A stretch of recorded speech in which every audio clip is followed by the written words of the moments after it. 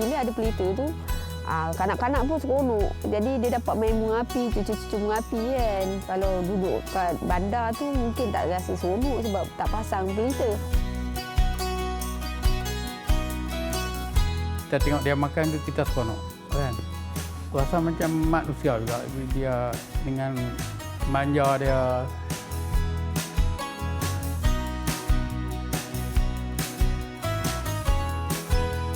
Di pasar Pungutah ni terdapati nyaman, suasana nyaman, sejuk, tidak berdebu dan parking pun mudah dan tidak serabut dengan orang ramai. Jadi di sini walaupun dia redup, kita boleh beri banyak tempat lah.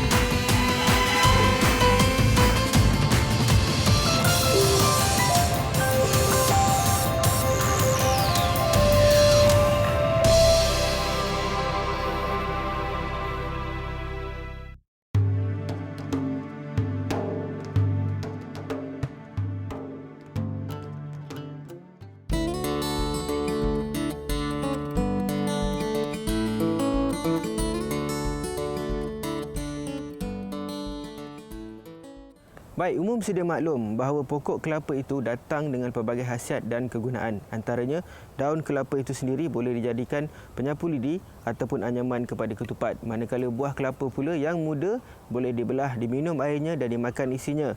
Dan yang tua dibelah, diparut isinya untuk dijadikan santan. Itu antaranya. Dan Majalah 3 pada kali ini akan membawa anda untuk bersama dengan seorang individu yang mana dia melakukan inovasi terhadap beberapa produk yang berasaskan tempurung kelapa.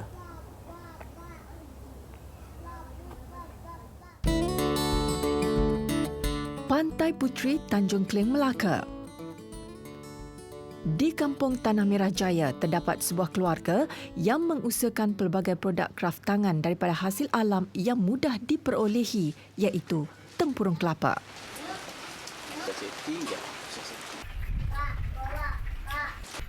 Abdul Muttalib Mansur merupakan anak jati negeri Melaka berusia 33 tahun. Dia yang mesra disapa Tuah pernah menguruskan sebuah bengkel besi selama 7 tahun. Namun kerana kekangan permintaan dan beberapa faktor lain, dia kini mula berjinak-jinak dalam menghasilkan produk kraft tangan dan hiasan. Saya tengok YouTube. YouTube ni bermulanya saya buat tempurung kelapa. Daripada YouTube tu, saya dapat, saya tengok YouTube, cara-cara buat tempurung kelapa. Esok tu saya try cuba. Tapi saya masih bengkel besi.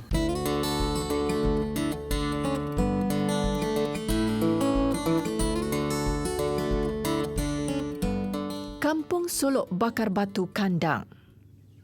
Kampung kepada Mat Zin Senin dan isteri yang merupakan mertua kepada Tuah. Juga selaku penyumbang kelapa dan semangat buat Tuah sekeluarga.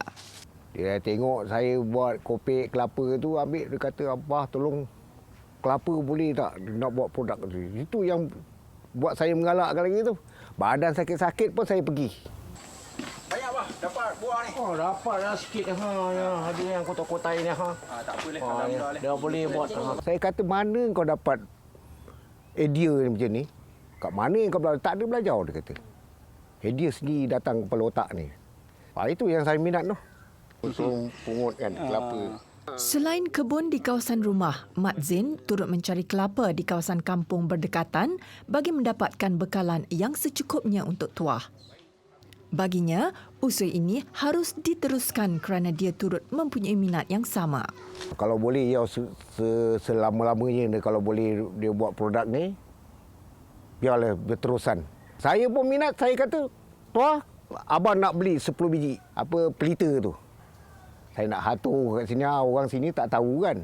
Dia orang tak pernah dia orang tengok tempurung buah kelapa buat colok ni. Produk-produk mana otak kau belajar ni? Selesai mendapatkan bekalan kelapa daripada bapa mertuanya, Tuah akan kembali ke rumah untuk kerja-kerja menghasilkan produk. Baginya, mendapatkan bekalan merupakan perkara yang mudah, namun mendapatkan idea untuk menginovasikan sesuatu produk, itu satu cabaran. Terus teranglah saya cakap, sampai saya memikirkan tu, darah tinggi. Saya ikutkan darah tinggi memang keturunan tu ada darah tinggi. Tapi benda ni bermain dengan minda tau. Bila kata saya buat sesuatu tu, saya fikirkan sampai orang rumah saya kata, makan dulu kan, rehat dulu. Tapi saya nak buat benda tu kepuasan saya. Sebelum saya jual pada diorang. Bila saya dah dapat satu kepuasan tu, saya rasa macam hati saya ni happy. Saya memang bukan dalam bidang craft tangan, saya cakap. Sebab apa saya dalam bidang besi.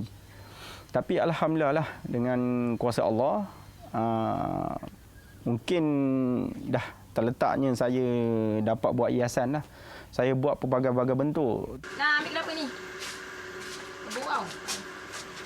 Ambil ni. Tebuk.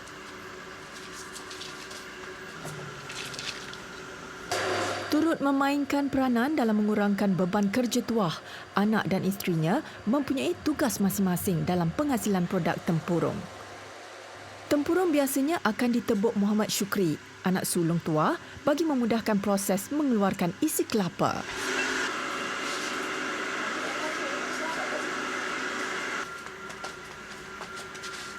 Isterinya, Mastura Mat Zain, kemudian akan mengeluarkan isi kelapa yang telah kering dengan menggunakan pemutar skru. Kelapa yang sering digunakan untuk produk tempurung ialah kelapa kuning atau kelapa gading. Ia bersaiz kecil dan mudah dibersih serta diolah. Turut digunakan dalam variasi produknya ialah tempurung dari kelapa kampung yang bersaiz besar. Namun kepelbagaian hasil produknya juga bergantung kepada usaha yang dicurahkan kerana dia masih berdepan dengan kekangan peralatan. Jika dibandingkan, kadang-kadang orang kata saya punya ni kasau, kerja masih tak cantik. Sebab apa? Saya tak cantik tu, saya tak ada mesin. Macam dia orang tu semua dah lengkap. Mesin apa kan. Orang kata craft tangan tunjukkan itu memang dia punya kualiti dah lebih cantik lah daripada saya punya kualiti. Tapi kalau saya nak buat satu adab macam betul-betul nak jadikan kualiti macam dia orang ada mesin dia apa semua. Saya ni cuma pakai grinder saja tadi. Tapi kalau kata nak secantik dia orang, memang saya tak boleh ikutlah. Sebab apa? Saya tak ada mesin.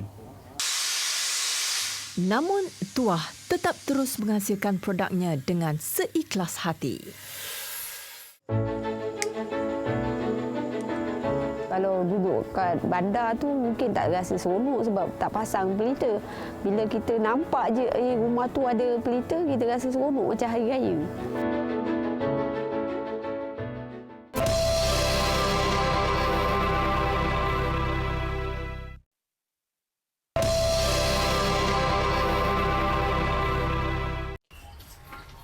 Abdul Muttalib Mansur atau dipanggil Tuah oleh keluarga dan kenalan merupakan seorang artis kraft tangan berasaskan tempurung kelapa. Bersempena menyambut Ramadan dan Syawal pada kali ini, dia telah mengilhamkan satu produk baharu seumpamanya yang mengembalikan nostalgia. Ada orang dia suka yang benda kasar-kasar, benda yang kadang berserabut kan, orang kata. Ada orang tu dia suka licin, cantik apa semua kan. Tapi saya bandingkan dua-dua tu, bagi saya alhamdulillah lah. Tapi yang kebanyakan tempurung kelapa ni, saya tengok dia orang buat semua licin. Sampai saya cakap dengan isteri saya cakap yang saya nak try cuba buat tempurung kelapa yang tidak licin. Sebab apa? Dia orang asyik pertikaikan saya punya tak cantik. Jadi saya ni terfikirlah, kalau saya tak cantik, baik saya buat yang tak cantik tu. Tapi alhamdulillah sambutan tu. Alhamdulillah, orang kata masih orang boleh terima lah saya punya buatan tempurung kelapa. Bagi Tuah, seni itu luas dan pelbagai. Apa yang penting ialah kepuasan dalam menghasilkan sesuatu, lebih-lebih lagi pelita yang bercirikan tradisional. Satu seni saya ni, saya dapat kepuasan. Lepas tu saya menjual. Bila menjual, orang beli. Orang kata cantik dik, kau buat. Kan? Saya rasa macam happy sangat. Sebab apa? Gambar cakap, benda macam saya ni, orang lama-lama dulu je yang buat. Orang sekarang ni, budak-budak sekarang ni macam bayi-bayi saya kan, orang kata benda tu dia tak boleh buat, dia cuma beli je.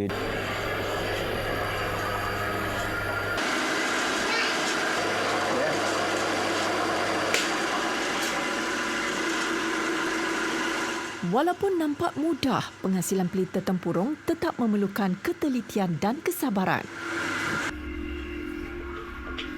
Dari segi kosmetik, ia tidak perlu terlalu pelbagai.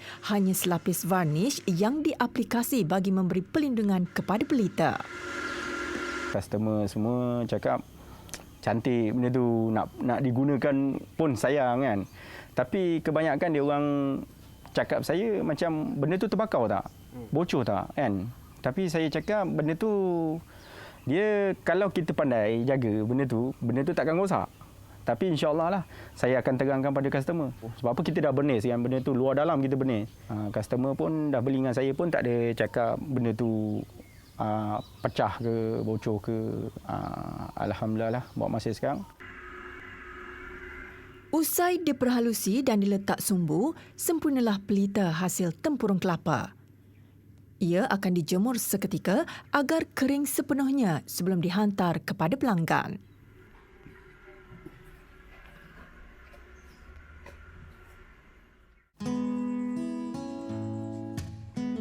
Menjelang malam, Tuah selaku tuan punya pelita tidak melepaskan peluang untuk memperagakan hasilnya. Bagi mendapatkan hasil nyalaan terbaik, sumbu direndam terlebih dahulu di dalam minyak.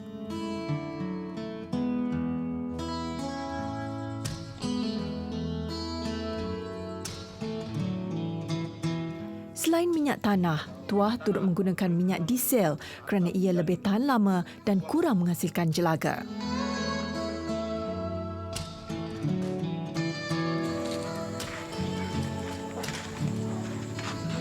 Minyak yang diisi di dalam pelita pula tidak perlu banyak, hanya separuh pelita sudah memadai bagi mendapatkan keseimbangan di antara nyalaan api dan tempoh pembakaran. Saya punya daripada cantik sampailah peminat boleh terimalah saya punya. Memanglah tak ada cantik sangat kan. Sebab apa? Saya mesin tak ada. Saya punya kekalahan mesin tak ada. Ikutkan tempurung kelapa ni tak berapa sen kan. Kalau baik kita bekerja dengan orang kan, dengan rumah sewa nak bayar. Habis makan anak lagi, sekolah lagi, macam-macam. Tapi saya orang kata tawakal benda ni, tawakal. Lebih-lebih lagi saya baru bertapak benda macam ni. Tapi saya tawakal lah. Ni semua rezeki saya kata Allah yang bagi kan.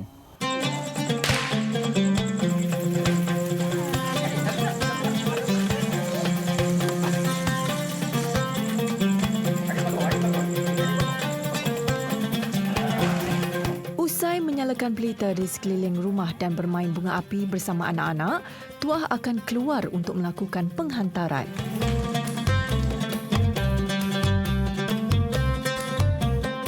Pelita tempurung dijual dengan harga RM10 sebuah. Pelanggan kali ini menetap di kawasan Masjid Tanah dan menempah sebanyak 8 buah pelita untuk dipasang di sekeliling rumah. Tak tengok dulu tak macam mana. Ketika penyerahan, Tuah biasanya akan mengambil maklum balas daripada pelanggan untuk sebarang penambahbaikan. Namun, rata-rata mereka teruja dengan hasil yang diperolehi. Sebab biasa kita jumpa bentuk dia 4 segi. Lepas tu tak ada orang. Biasa kita boleh jumpa pelita tu kat kedai-kedai RM2. Ini kita tempah, jadi bentuk tu daripada buah kelapa.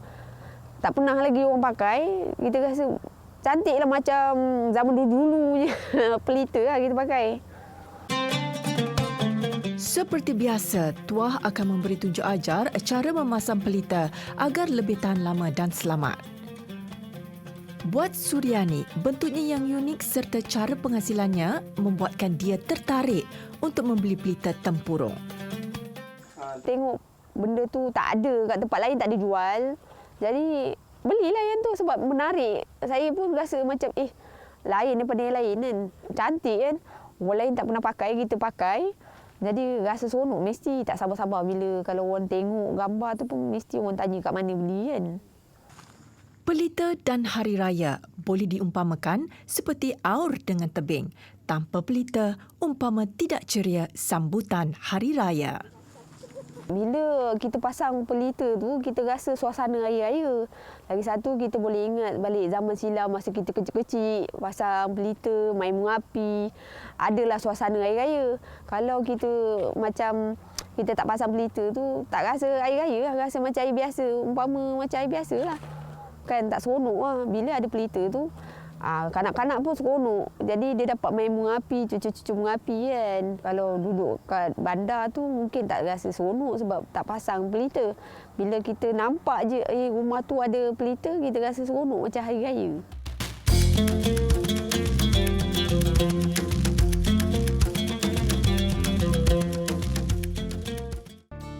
Kita tengok dia makan tu kita seronok. Rasa macam manusia juga dia dengan manja dia. Jadi kita berpuasa kasih sayang kuat kepada dia.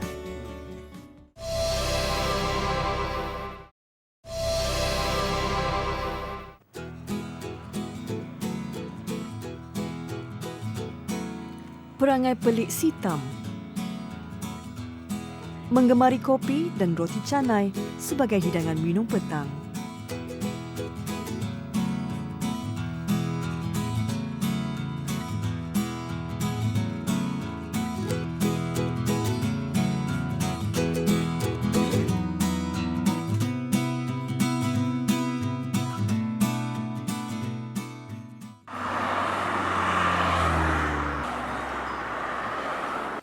Pokok Sena, antara kawasan di negeri Kedah yang kebanyakan penduduknya masih menjadikan pertanian sebagai punca rezeki.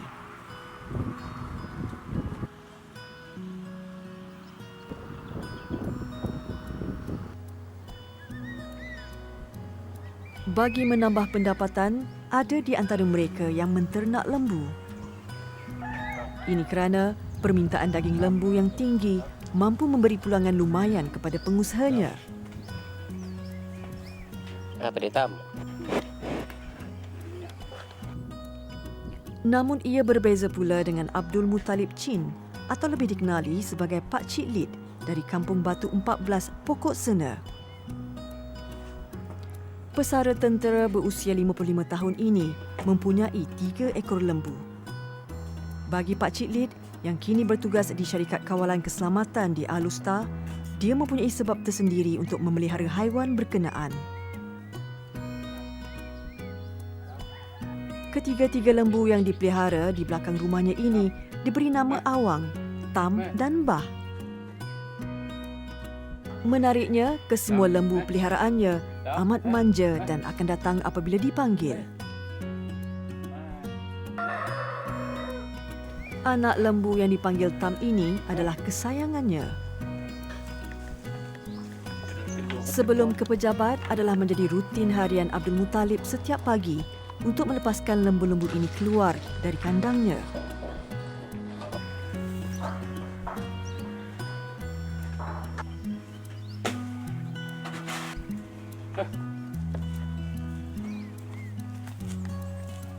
Lembu jantan yang bernama Awang ini adalah lembu pertama yang dipeliharanya.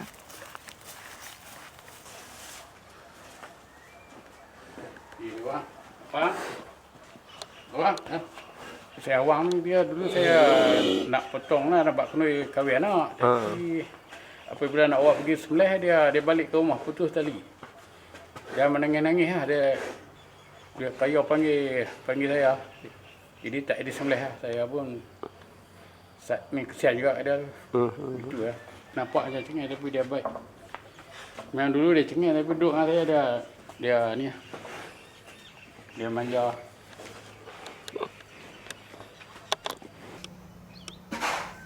Bagi memastikan kesihatan lembunya sentiasa terjaga, dia akan membersihkan kandang haiwan berkenaan setiap hari. Najis lembu yang berselerakkan akan dikumpul untuk dijadikan baja dan dijual kepada pekebun yang berminat. Najis ni pakcik kumpul isi dalam guni untuk baja getah dan ni kelapa sawit dan kelapa. Bagus, memang bagus baja najis lembu. Itu yang pakcik simpan lah. Biasanya kesemua lembu-lembu Pak Cik Lit ini dibiarkan meragut rumput dengan bebas di kawasan lapang di hadapan rumahnya. Bagaimanapun untuk memastikan awang tidak merayau jauh dan dicuri orang, Pak Cik Lit akan menambatnya dengan kemas pada sebuah bongkah kayu.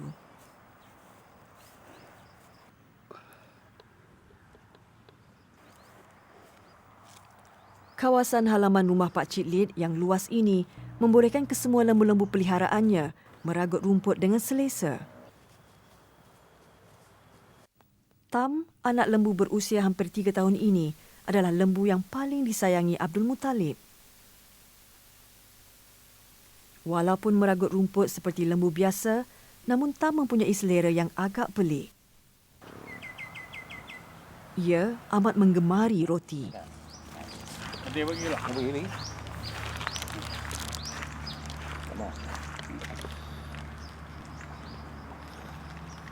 Beli kat Ipoh.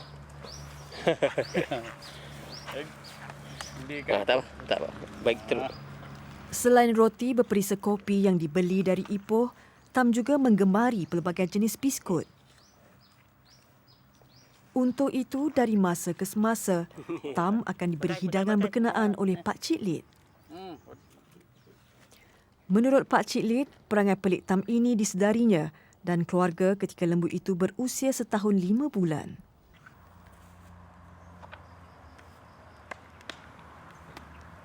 Pasal yang mula tu kita letak atas meja ni, memang kita nak jamu tetamu, tapi tengok dia datang makan dulu dah kita. Sebelum kita makan, dia makan dulu. Kita nak bagi tetamu datang rumah kita nak jamu roti tu. Nak bagi makan, tengok dia makan dulu. Sejak hari itu, setiap petang, Tam akan datang di hadapan rumah Abdul Muttalib meminta makanan. Melihat kelibat Tam menunggu di hadapan rumah, ia isyarat kepada Pak Cik Lit bahawa masa untuk Tam minum petang sudah tiba. Kebiasaannya, Pak Cik Lit akan memandu ke kedai makan berhampiran untuk membeli roti canai buat Tam. Melihat kehadiran Pak Cik Lit, pekerja di kedai ini sudah mengetahui untuk siapakah roti canai yang bakal dipesan itu. Kebiasaannya, untuk Tam, mereka akan menebar roti yang baru. Selain itu, mereka juga akan memastikan tidak terlalu banyak minyak digunakan semasa memasak roti berkenaan.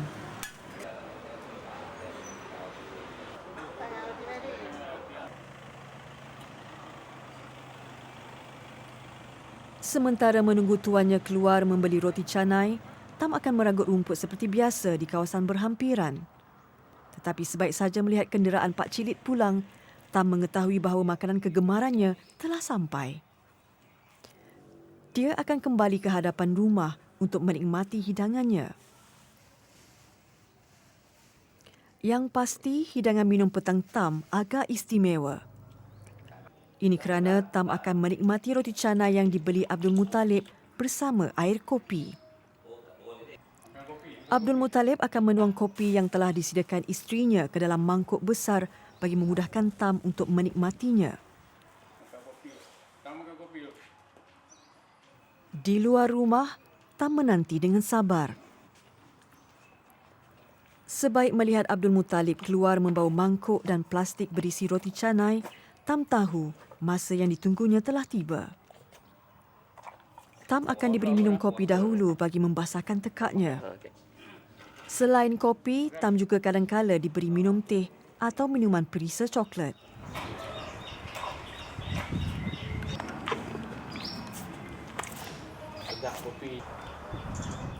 Selepas itu, barulah ia diberi makan roti canai kegemarannya. Kebiasaannya, Tam akan memakan 2 hingga 4 keping roti canai sehari. Minum petang Tam biasanya mengambil masa di antara 15 hingga 25 minit. Keletah manja Tam inilah membuat Pak Cik Lit sayang pada anak lembu ini.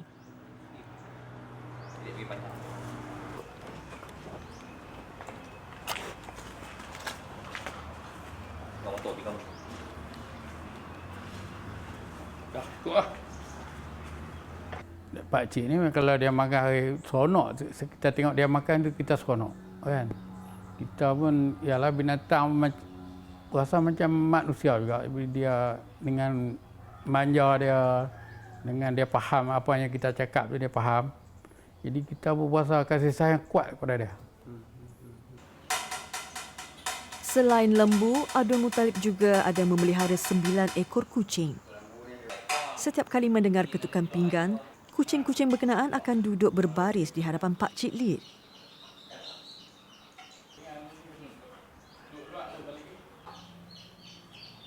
Walaupun berbadan besar, namun Tam takut kepada Neng.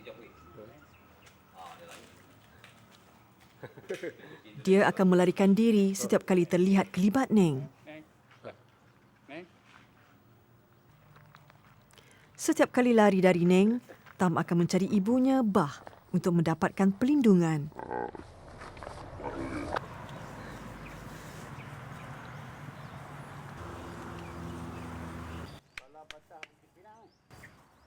Apabila Neng tiada, Tam akan kembali semula ke hadapan rumah Pak Cik Lid.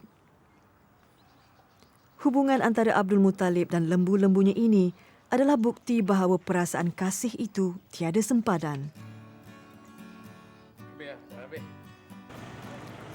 Bagi Pak Cik Lid, walaupun terpaksa berbelanja lebih kerana selera pelik Tam, namun dia tidak pernah terfikir untuk menjualnya, apatah lagi untuk menyembelih ketiga-tiga lembunya ini. Sebaliknya, dia akan cuba memelihara haiwan-haiwan ini sebaik mungkin.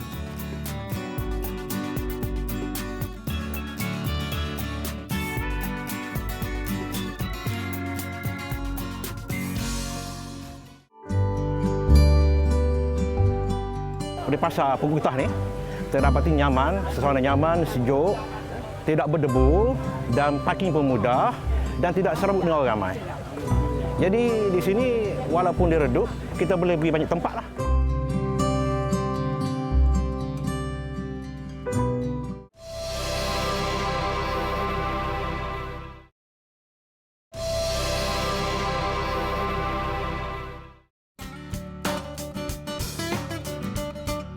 Ia jarang didengari. Sebuah pasar pagi beroperasi di tengah ladang getah. Barang-barangan tempatan yang sukar diperolehi banyak dijual di sini. Antaranya ikan laga. Begitu juga herba dan makanan tradisi Kelantan.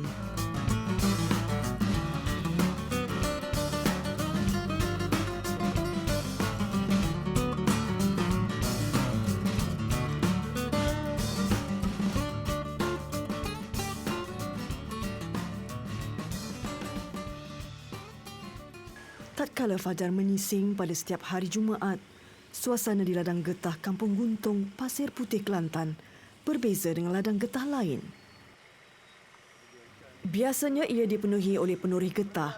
Sebaliknya, kelibat para peniaga barang basah dan kegunaan harian.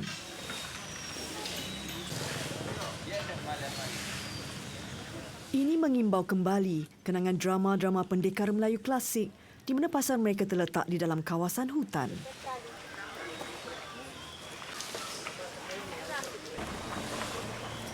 Pelbagai makanan mentah basah boleh didapati dengan mudah di sini, termasuk ulam-ulaman dan sayur-sayuran kampung.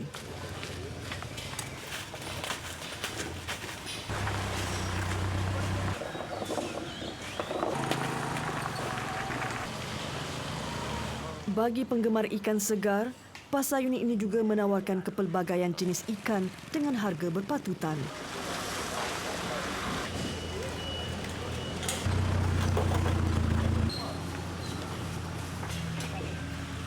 Turut mengambil peluang berniaga di sini adalah peniaga daging lembu.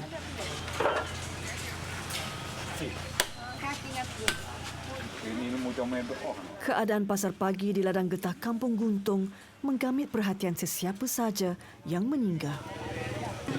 Wan Fauziah Wan Ismail, 52 tahun, antara peniaga terawal berniaga di sini. Menurutnya, pasar bunian gelaran orang tempatan ini dibuka sejak 2 tahun yang lalu. Kawan saya, masa dulu saya jual kat Bukit Prasi, saya jual nasi. Dia selalu singgah, dia nak pergi mancing. Dia kata, "Kak, tak mahu ke jual kat Guntung? Sebab kat Gusung tu tempat baru. Kalau akak nak bolehlah, dia kata saya bagi tempat dia ya. Lepas tu kata bolehlah, kata akak nak pergi tengoklah kata.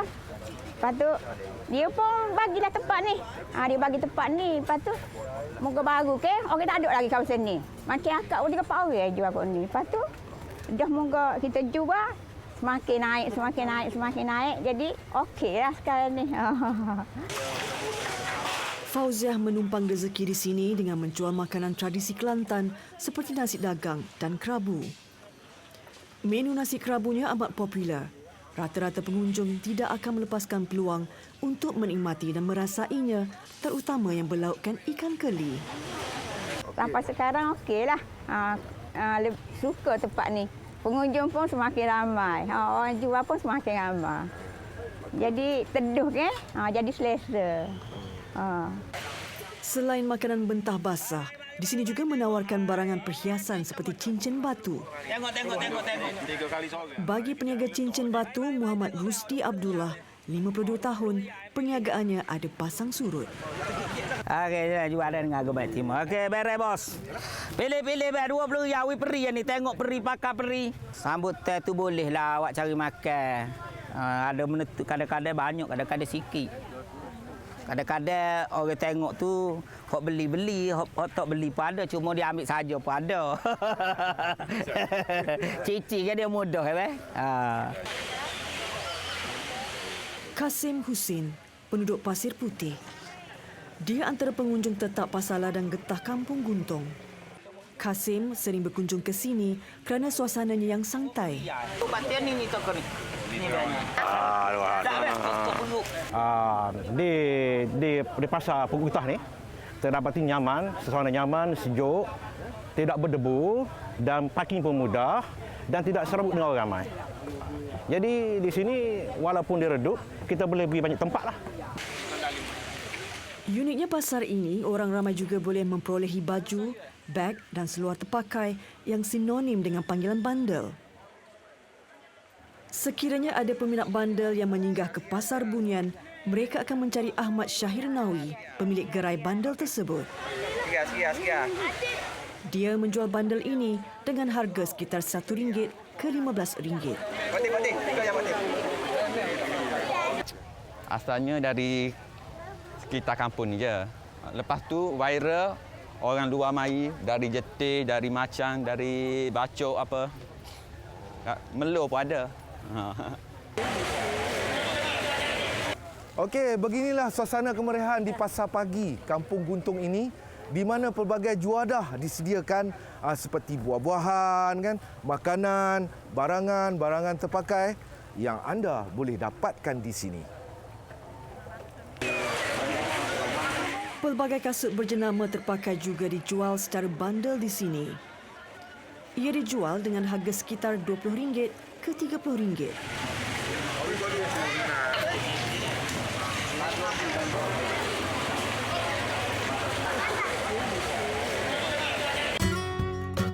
Paling menarik perhatian adalah dalam haruk pikuk pasar pagi di Ladang Getah ini, barangan kosmetik juga boleh didapati.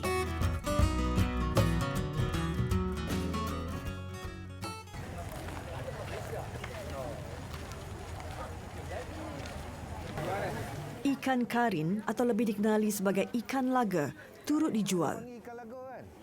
Harga ikan laga di sini sangat berpatutan dijual dengan harga RM10 sebotol. Kembar botol kan laga. Bagi pemburu ikan koi dan ikan kapi, mereka pasti tersenyum lebar kerana pasar pagi ini juga ada menjualnya dengan harga RM10 bagi 4 ke 5 ekor anak ikan tersebut.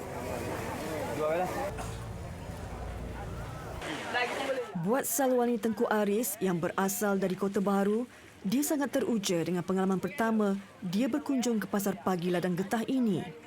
Salwani mengetahui kewujudan Pasar Bunian melalui tularnya di laman sosial.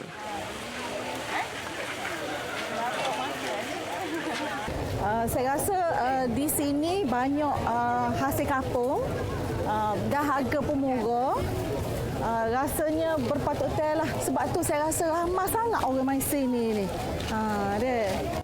Itu ayah kecil dah ikat dengan got tu Menurut Kasim Husin, ilham mengadakan pasar pagi di Ladang Getah Kampung Guntong adalah hasil usaha penduduk kampung sejak dahulu lagi. Gambar ni,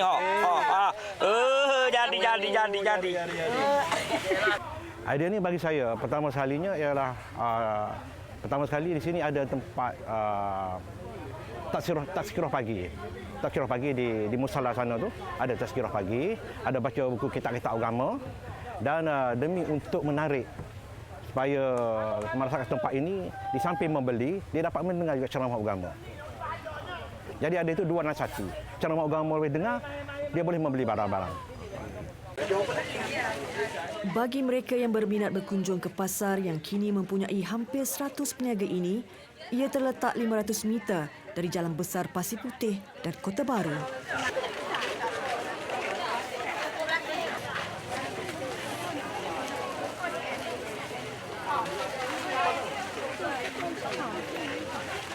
Ternyata serba-serbi di sini mencuit perhatian ramai. Contohnya, minuman herba ini yang dikatakan baik untuk kesihatan.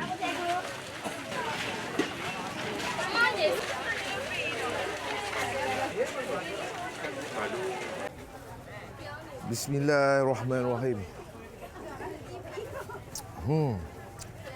Memang sedap. Inilah saya tengah minum kopi herba di mana acuannya daripada herba-herba yang dijual di sinilah. Dan begitulah keunikan yang ada di Pasar Pagi Kampung Guntung ini, yang mana anda boleh merasai semua apa yang ada kat sini. Ini toko ni. Semoga Pasar Pagi di Ladang Getah Kampung Guntung, Pasir Putih yang beroperasi pada setiap pagi hingga tengah hari Jumaat ini, suatu hari nanti dinaik taraf menjadi lokasi tarikan pelancong sekaligus membantu ekonomi masyarakat setempat.